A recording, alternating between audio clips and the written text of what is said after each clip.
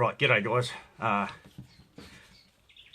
doing a little bit of a backup video onto my last little series of videos I was doing about the fights with a knife. I know my usual guys would have seen those, and then I seen Captain Electro's video and I watched that, and he brought up a couple of things.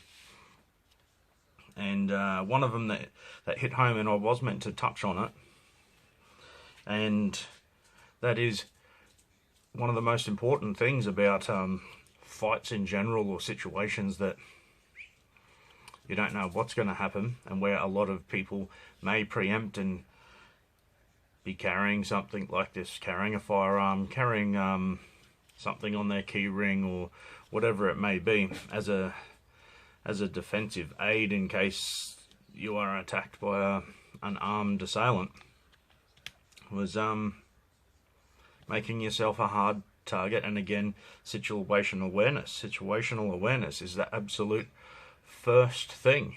You're responsible for your safety, you're responsible for where you put yourself, and to avoid potential dangers in advance, you know. So we all become surprised and are startled at some point, and there's things that are way out of our control, and all we can do is act on the moment, you know, and chance and luck comes into that. So we can't help those things, but the things that we can help is presenting yourself, how you present yourself, presenting yourself as a rich target and or a poor target. And that's been my strategy forever. I wanted to be the grey man, and literally I am the grey man now with my beard and my hair, but you know, obviously that's getting older, which that does make me more of a target. So for a young drunken lout or a young footy test over here, it's not so much, to me, it's not so much muggings or robbings or anything like that I'm wary of, and it's certainly not well-trained fighters, whether they're boxers, kickboxers, MMA, all the best martial arts dudes and all those trained fighters. They're not interested in going out and hurting and standing over and being a bully. Usually they're just pussies that and that's why they're picking on easy victims. They're predators, opportunistic predators. You look at the animal world, predators, lions and tigers and foxes and wolves and things like that, they don't go and hunt down and kill other wolves, lions, tigers, foxes, etc. They hunt down things that have got no pointy teeth and no claws, you know. So all predators, well, not all, but a majority of predators are after that easy victory, you know. So but to me, the biggest threat over here is drunken footy players that have been out. They congregate and gel as a unit, and they go out together, they do everything together after a footy game, or when they go out to pubs and clubs on a pub crawl or something like that. They're full of piss. They want it, you know. They're full of bravado. Aggressive young guys, you know, and they want to show off. The worst thing is they got pack mentality, and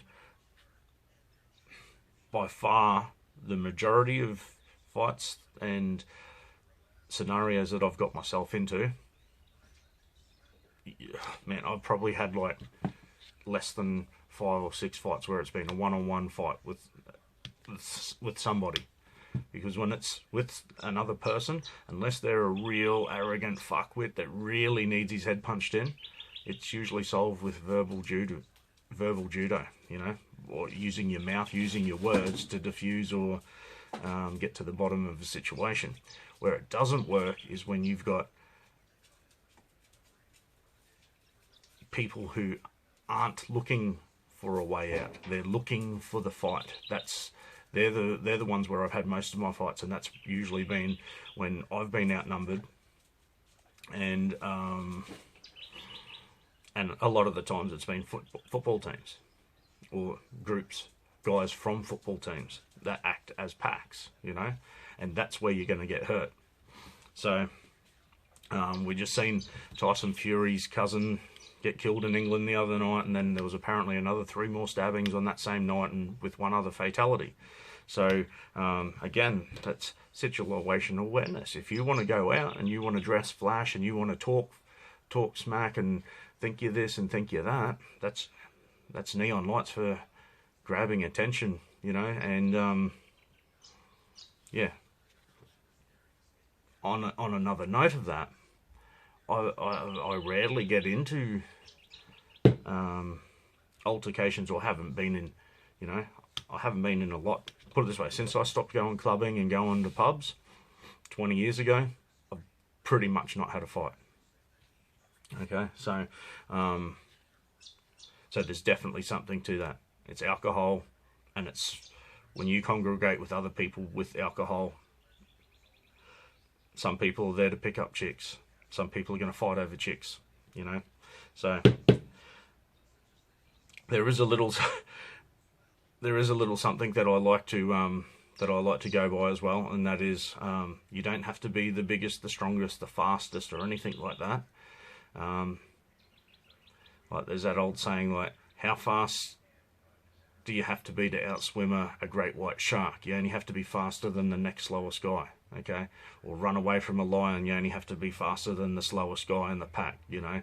So you don't have to be full on, but you do need to have your smarts on, and you know, use your brain.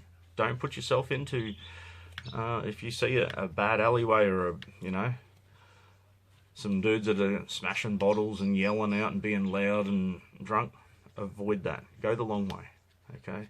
That's the most important thing. But hard target.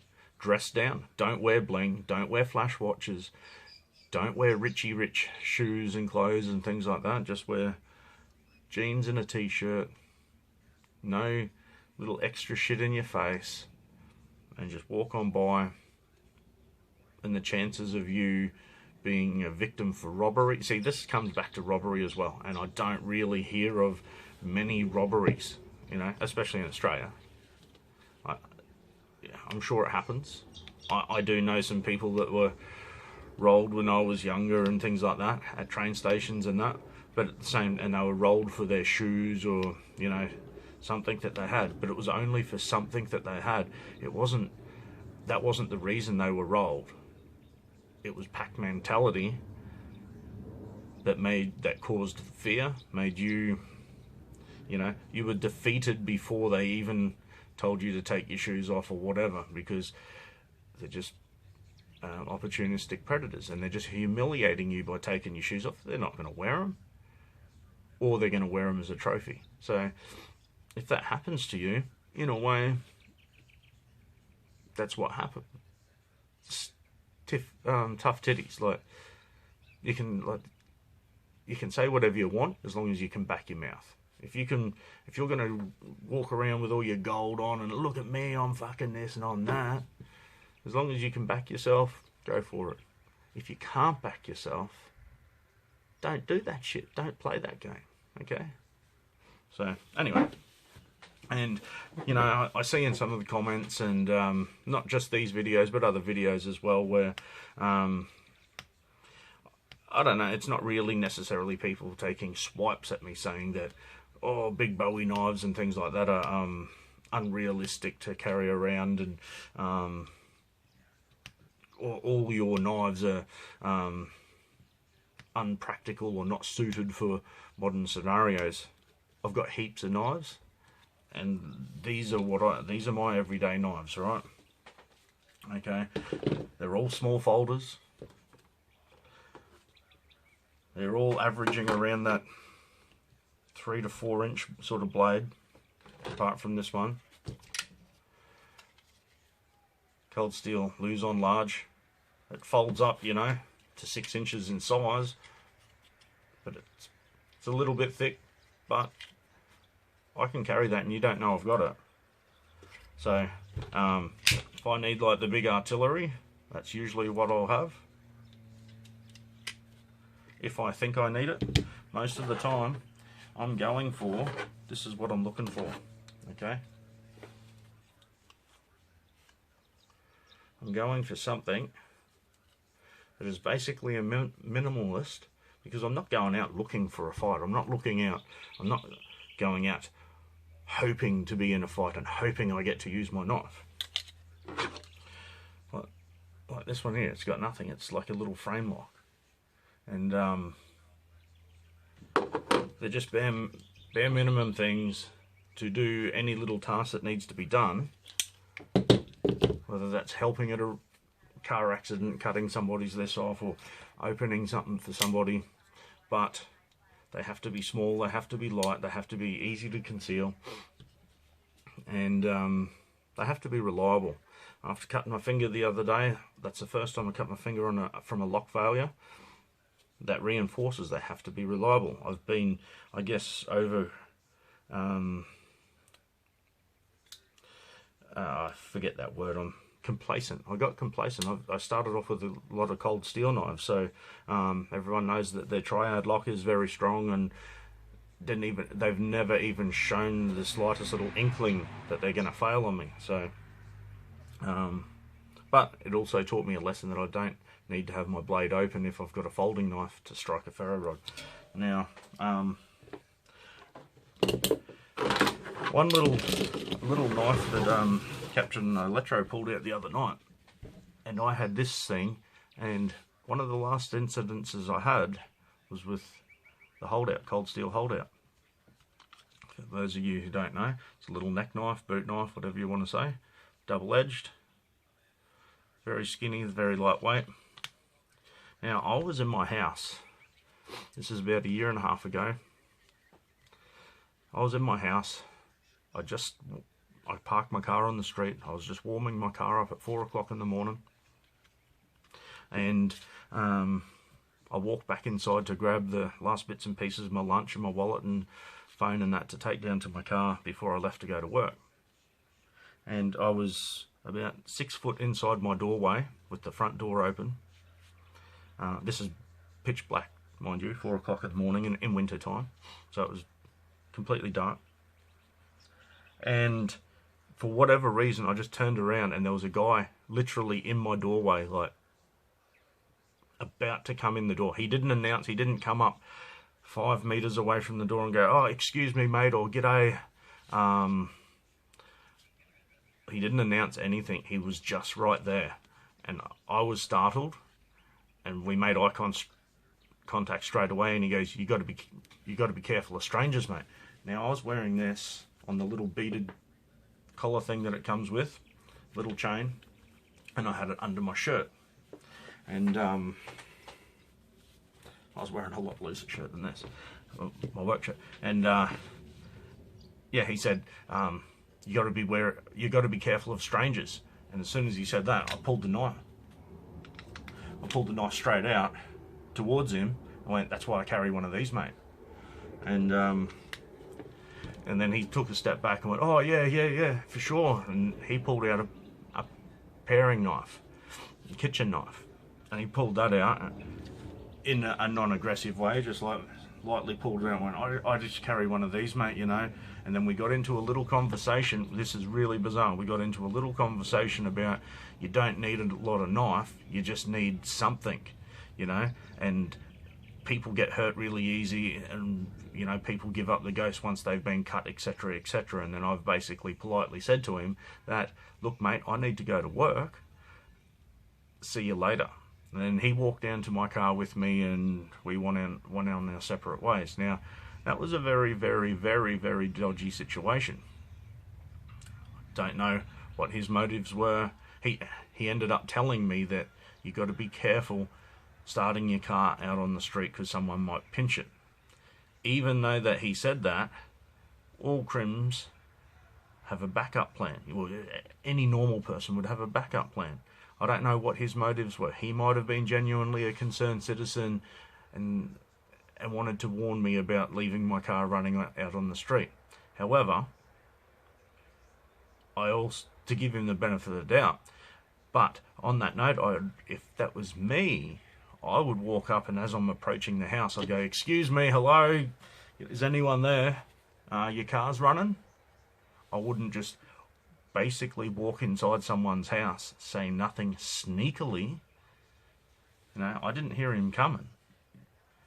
So, and he was big and had the hoodie, had tracksuit pants on.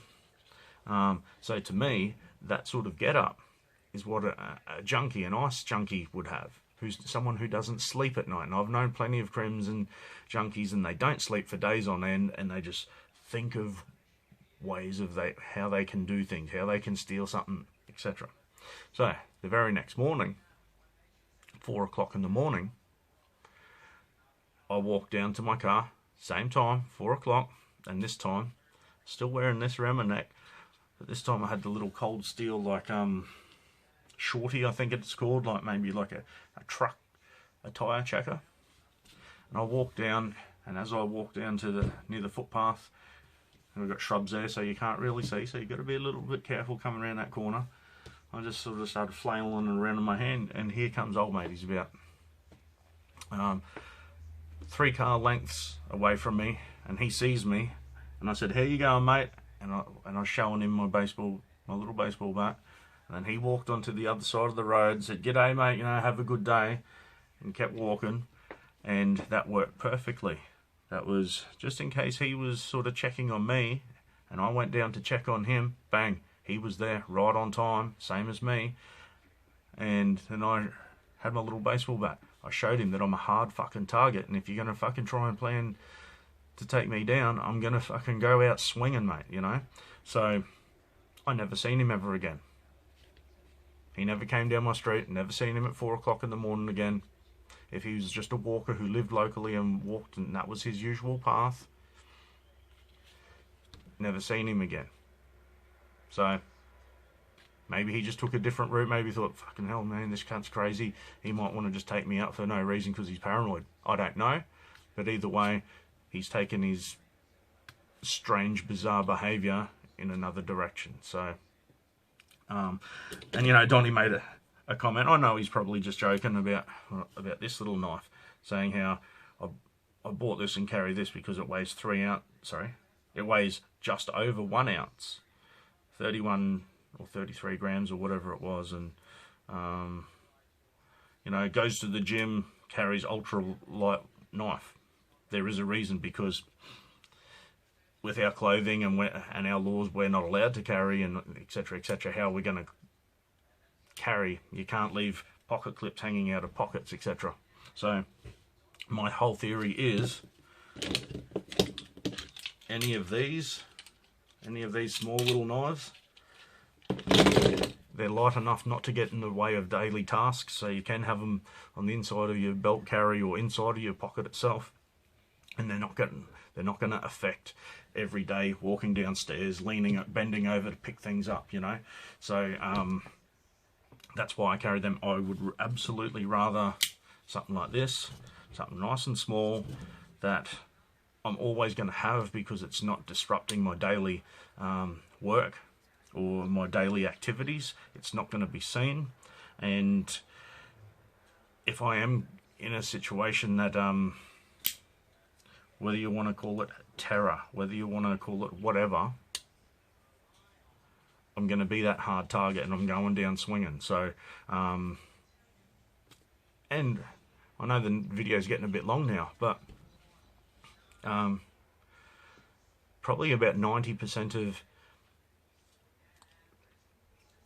not really altercations, but potential fights that I could have had were avoided because I reacted aggressively to bullies. I had bullies that wanted to start. They must have thought that I was the perfect size, 5'9". I was around, when I was in my young 20s, mid-20s, I was probably between 71 and 75 kilos. What's that, 150 pounds? When you're at night time, you're dressed up. Big guys well over 100 kilos, 6'2", full of piss. They don't look at you and go, oh, he boxes and kickboxes and that. Yeah, they look around and go, he's not too small that I'll be a bully. He's the right size that I know I can win, and you know, he'll put up a bit of a fight maybe, or I can beat him easily. And then that's when Jack in the Box comes out, and fuck off, and reacting very aggressively and straight in their face, and then keep coming. Over 90% of the time, people backed off. As soon as you put up, show that, oops.